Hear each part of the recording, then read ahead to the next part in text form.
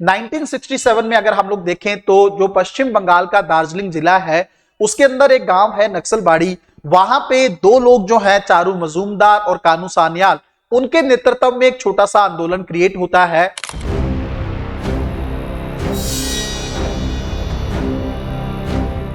उनका एक कथन जो है बहुत नॉर्मली कहा जाता है कि जो शक्ति है वो बंदूक की नाली से ही निकलती है।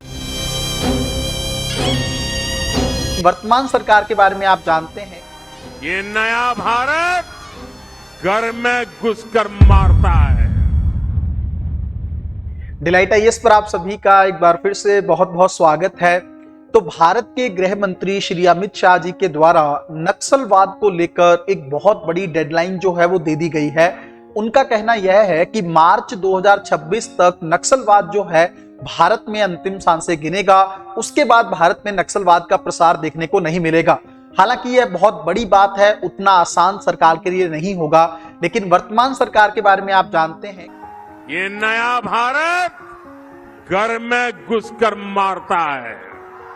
कुछ चीजों को सरकार जो है पॉइंट आउट करके रखती है और उसको लेकर काफी अच्छे से काम सरकार करती है। तो कहीं ना कहीं पे सरकार बहुत बड़ा प्लान जो है इसको लेकर सोची होगी, तैयार की होगी। अब उसका धरातल पर क्रियान्वयन भी होगा। पूरे मुद्दे को गहराई से जानने का प्रयास करेंगे। कहां से नक्सलवाद पैदा हुआ, ऐतिहासिक पृष्ठभूमि क्या है, किन सिचुएशन के अंदर नक्सलवाद पैदा हुआ था, कौन सी ऐसी चुनौतियां हैं जो अभी भी बरकरार हैं और कौन से ऐसे एफर्ट्स हैं जो अभी तक सरकार ले चुकी है, आने वाले टाइम में किस तरह की रूपरेखा रहेगी। इन सारी चीजों को लेकर हम लोग बहुत अच्छे से बात करने वाले हैं। सबसे पहली चीज तो मैं आप लोगों को बता देना चाहता हूं कि नक्सलवाद जो है वो आंतरिक सुरक्षा की एक बहुत प्रमुख चुनौती है। और एक समय ऐसा था जब भारत के पूर्व प्रधानमंत्री डॉक्टर मनमोहन सिंह को यह बोलना पड़ा था कि नक्सलवाद जो है भारत में आंतरिक सुरक्षा की सबसे बड़ी चुनौती के रूप में उभरा। वो एक समय था जब जो है नक्सलवाद 10 से ज्यादा स्टेट्स के अंदर फैल चुका था और उसके लिए एक टर्म जो है रेड कॉरिडोर, लाल गलियारा जो है वो उसका इस्तेमाल किया जाने लगा था। कहां से नक्सलवाद की शुरुआत होती है?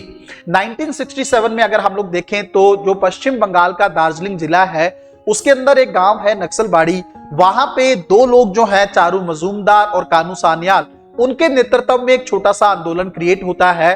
हालांकि वो स्थानीय जमींदारों के विरोध में होता है। वहां विकास को लेकर या विकास में भागीदारी को लेकर वो आंदोलन शुरू होता है। स्थानीय लोग उसका विरोध करते हैं, लेकिन धीरे धीरे ये आंदोलन जो है आगे बढ़ने लगता है। और इस आंदोलन का जो प्रेरणा स्रोत था वो चीन के जो नेता रहे हैं, क्रांतिकारी नेता माओ, उनके बारे से ये चीजें या उनके प्रभाव से ये चीजें जो है भारत के अंदर शुरू हुई थी। और उसके अंदर ये उनका एक कथन जो है बहुत नॉर्मली कहा जाता है कि जो शक्ति है वो बंदूक की नाली से ही निकलती है। इसका मतलब पावर जो है वो आपको हिंसा के माध्यम से ही मिल पाएगी। अगर आप चाहते हैं कि राजनीति में आपकी भागीदारी हो, अगर आपको अपने अधिकार चाहिए तो आपको हथियार उठाना ही पड़ेगा। कहीं ना कहीं पे मार्क्सवाद की ही थ्योरी को ही नक्सलवाद जो है वो फॉलो करता है। आगे चलकर अगर हम लोग देखें 1969 में भारत में जो है एक सीपीआई पार्टी जो है एम और लेनिनवादी, ये जो है मार्क्सवादी और लेनिनवादी पार्टी बन जाती है। लेकिन 2004 में जाके सीपीआई एम जो है वो पार्टी बनती है, जिसके अंदर सभी नक्सलवादी ग्रुप जो हैं वो विलय कर देते हैं लगभग 2008 तक आते आते। उसके बाद सब लोग जो है एक ही छतरी के नीचे आंदोलन करने लगते हैं और भारत में नक्सलवाद बहुत तेजी से बढ़ने लगता है। 10 से ज्यादा स्टेट्स के अंदर जो है नक्सलवाद देखने को मिलता है। पश्चिम बंगाल से होते हुए दक्षिण की तरफ ये बढ़ता है और बहुत ज्यादा चुनौतियां जो है ना केवल केंद्र सरकार के लिए बल्कि राज्य सरकारों के लिए भी उत्पन्न करता है। कौन से ऐसे कारक हैं जो भारत में नक्सलवाद को बढ़ाने में सहायक रहे? सबसे पहली चीज तो ये है, मैं एक जनरल चीज आप लोगों को बताना चाहता हूं। आर्थिक असमानता एक बहुत बड़ा कारण है जिसके चलते नक्सलवाद पैदा हुआ था। आप लोग खुद सोच के देखिए, जो पूर्वी भारत का क्षेत्र है ना, तो वहां पे जो रिसोर्सेज हैं, खनिज वगैरह वहां पर ज्यादा पाए जाते हैं।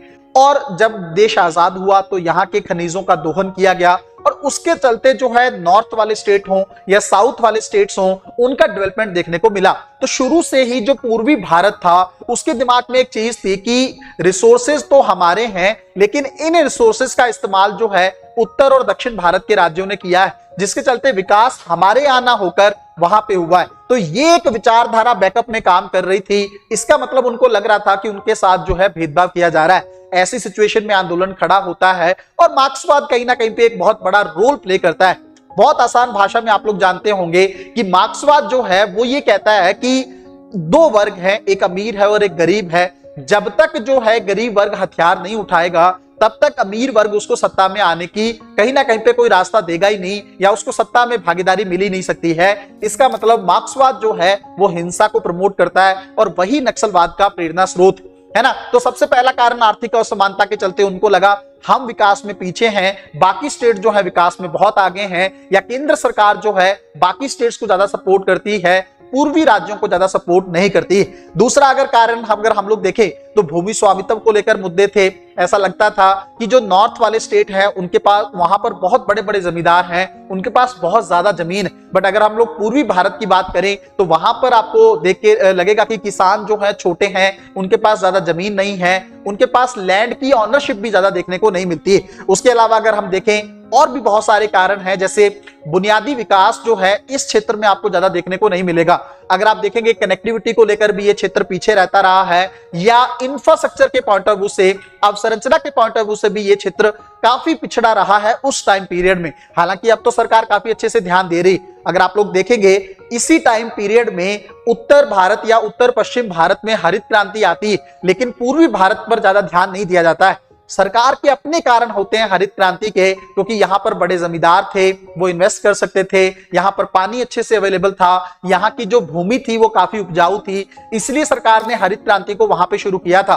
लेकिन कहीं ना कहीं पे उस चीज को पूर्वी भारत समझ नहीं पाया था। इसके चलते भी सरकार को लेकर एक विरोध या एक कहीं ना कहीं पे इस तरह की भावना क्रिएट हुई कि सरकार जो है उनके साथ अलगाववादी नजरिया अपना रही है, सरकार उनके साथ थोड़ा डिस्क्रिमिनेशन करने का प्रयास कर रही। इसीलिए इन लोगों ने सरकार के खिलाफ जो है हथियार को उठा लिया। तो समय एक ऐसा आया जब नक्सलवाद लगातार बढ़ता चला गया, बहुत सारे स्टेट्स में प्रॉब्लम क्रिएट की और भारत की आंतरिक सुरक्षा की एक बहुत बड़ी चुनौती बन गया। तो कौन से ऐसे स्टेप जो हैं वो उठाए गए जिसके चलते भारत में नक्सलवाद को कंट्रोल किया गया?